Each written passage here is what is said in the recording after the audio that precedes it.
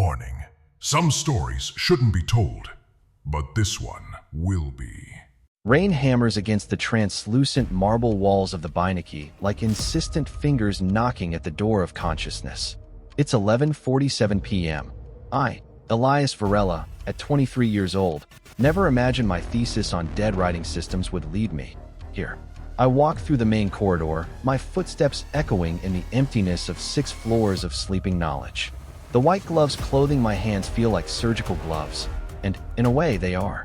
I'm about to operate on a 500-year-old mystery. Dr. Marcus Halden watches me from across the research table.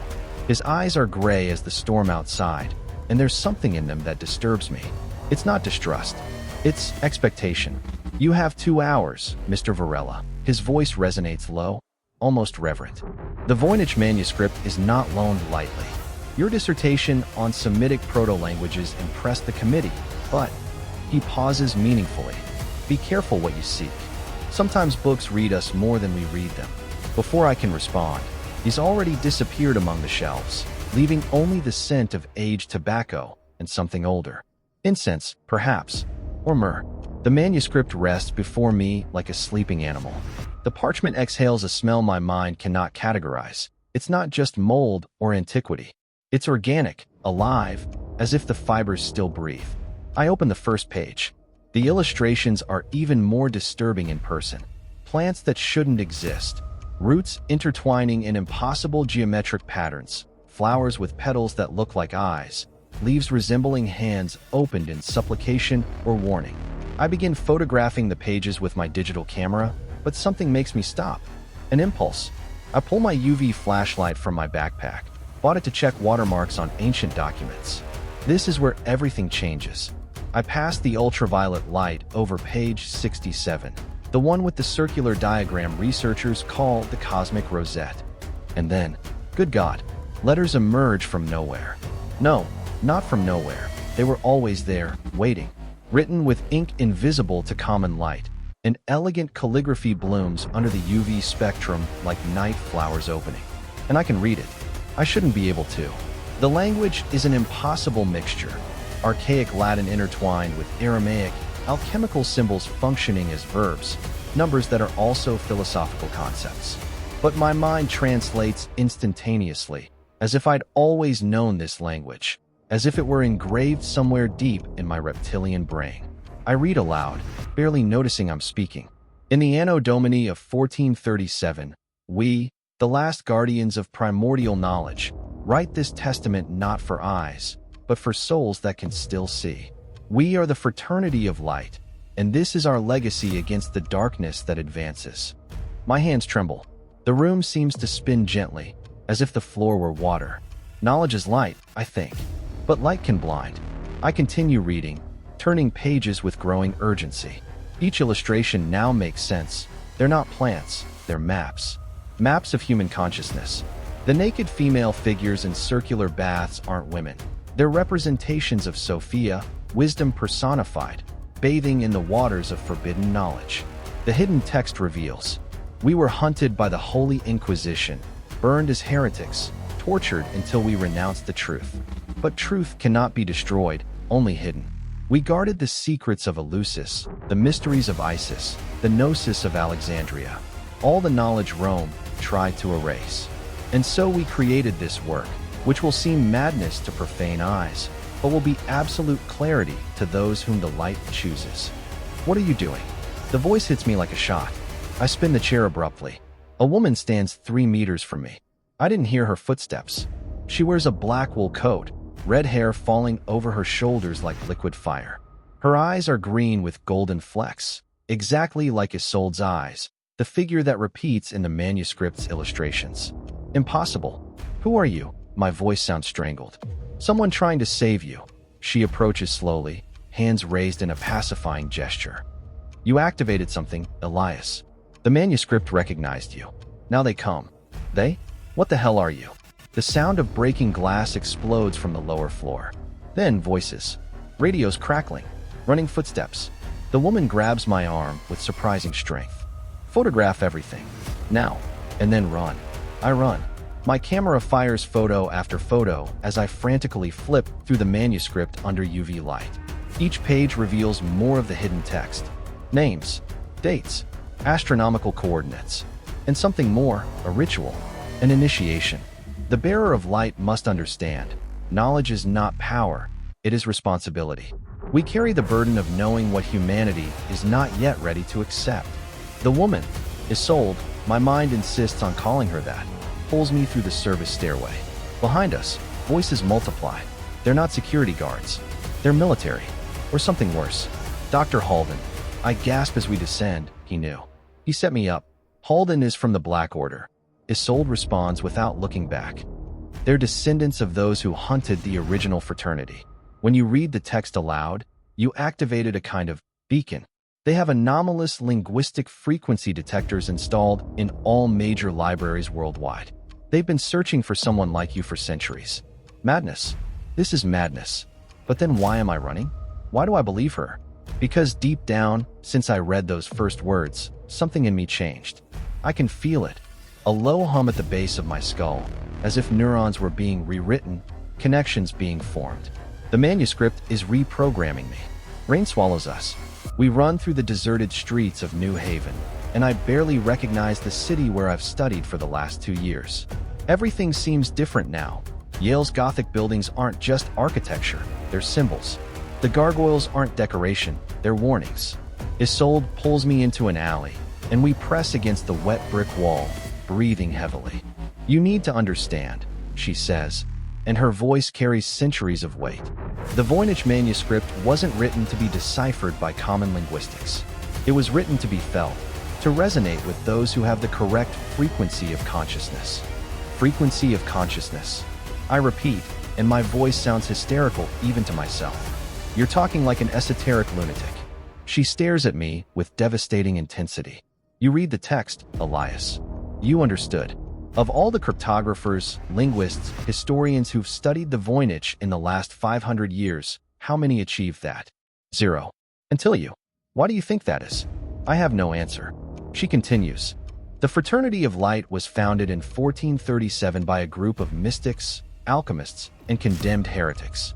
They foresaw that knowledge would be suffocated by the church, that science would be persecuted, that gnosis would be extinct. So they created a transmission system, not through common books, but through texts that would only awaken in prepared minds. And the Illuminati? I ask. The text mentions they. The Fraternity of Light was the first name.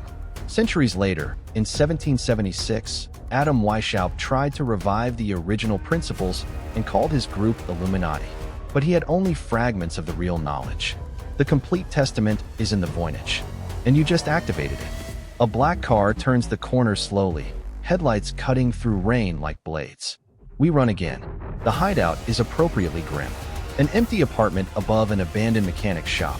Isolde lights candles. Electricity would attract attention, she explains. I sit on the worn wooden floor, my camera between my hands like a talisman.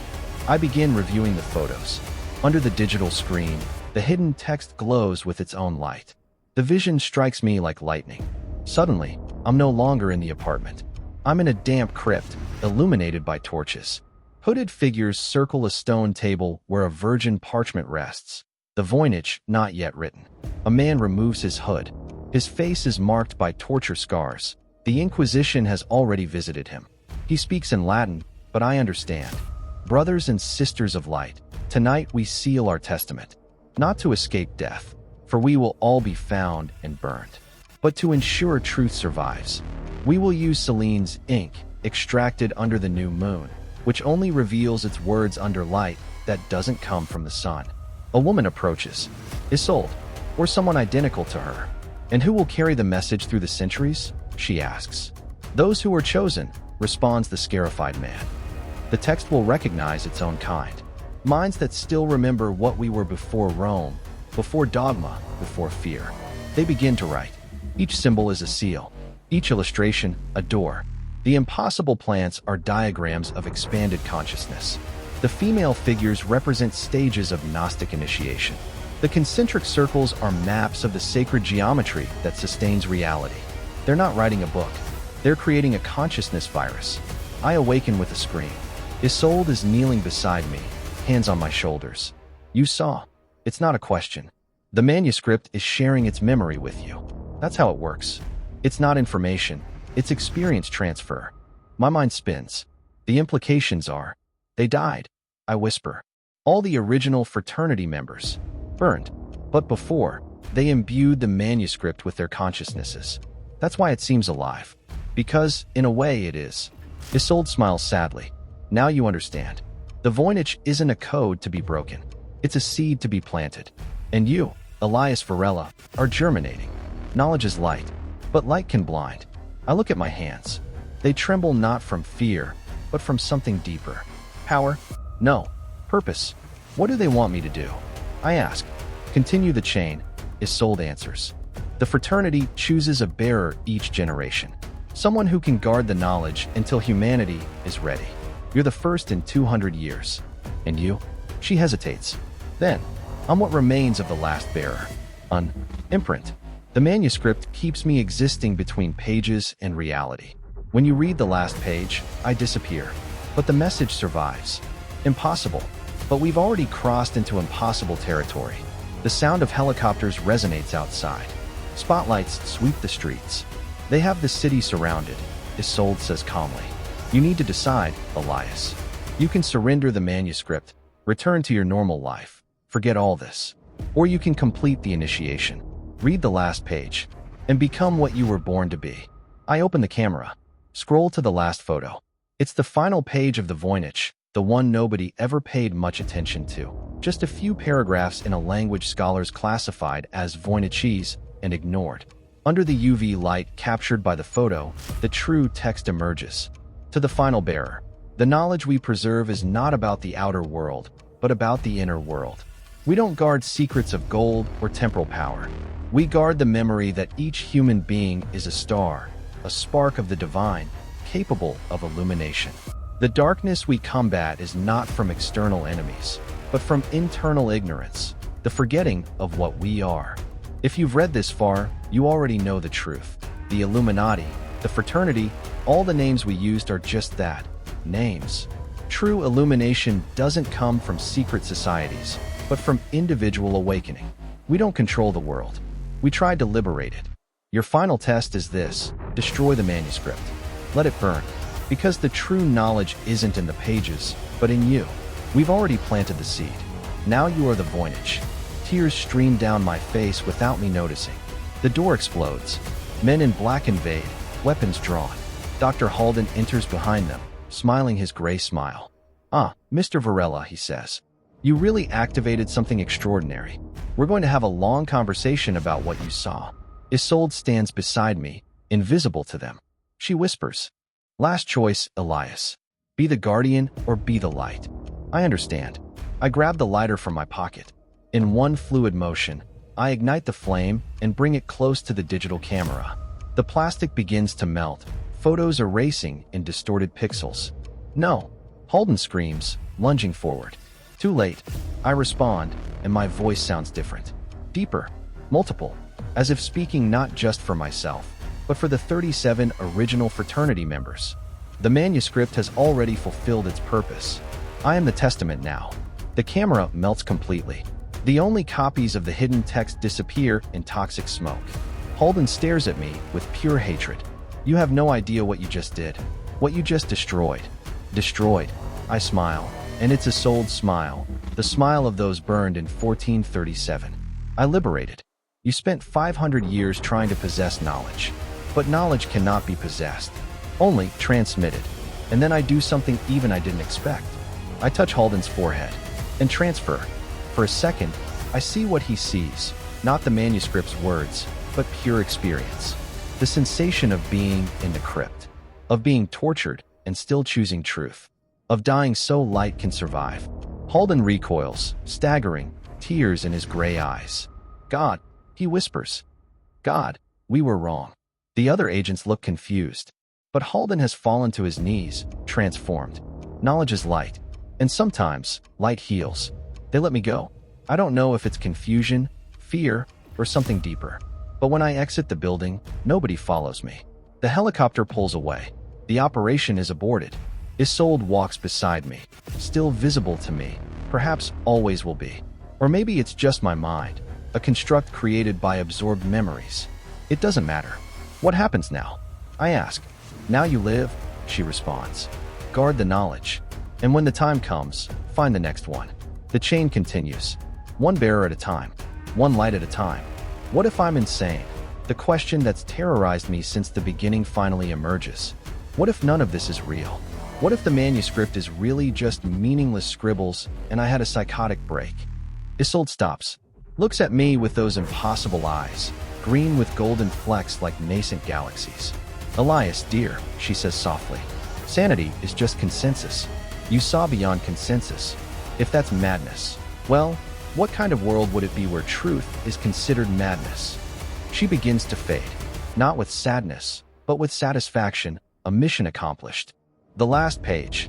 I whisper. I read it. And I am free, she smiles. 500 years between pages. Time to rest. Farewell, bearer. Illuminate well. And disappears into the golden light of dawn, sitting in a common library, observing common students. My dissertation on the Voynich was rejected, conclusions not grounded in evidence, they said. I was gently advised to take medical leave. Stories circulate about a nervous breakdown, hallucinations. Let them think that. In my private notes, I reconstruct what I can remember, not the exact text. That's already dissolved like a dream upon waking, but the principles, the philosophy, the essential truth. Each human being contains a divine spark. Knowledge isn't about accumulating information, but about remembering who we are. Darkness is not external, it's forgetfulness. And light.